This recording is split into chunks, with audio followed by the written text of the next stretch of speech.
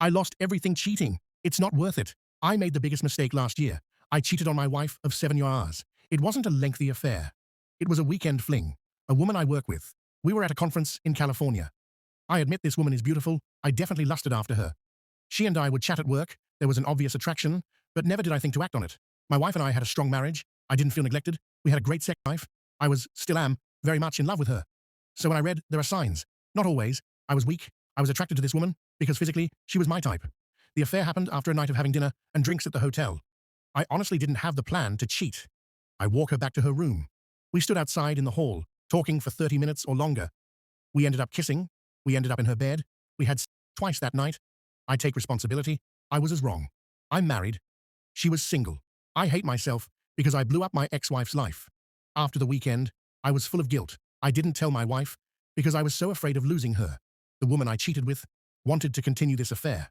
I refused, and she called my wife. She went vile. She tried to ruin my career. I was suspended from the company because I had an inappropriate relationship with a worker under me. My wife undoubtedly was blindsided and devastated. My actions caused her harm. She ended up moving back to our home state, be near family and friends. She and I relocated because for 4 years she had a stalker. She was harassed, followed, and terrorized by this man. Once she returned, the stalking began again. It gradually escalated.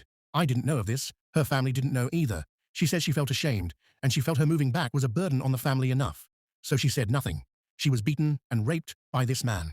I take all responsibility because if I were a good husband, my wife would not have been back in our hometown working an overnight shift to save money for an apartment when she had a home. She would have never encountered this man. If I were faithful, I had not been so disgusting, so weak. It was several months after the attack I found out. I found out after receiving the divorce papers. I also found out that this man got her pregnant. My wife refused to see me, refused to speak to me.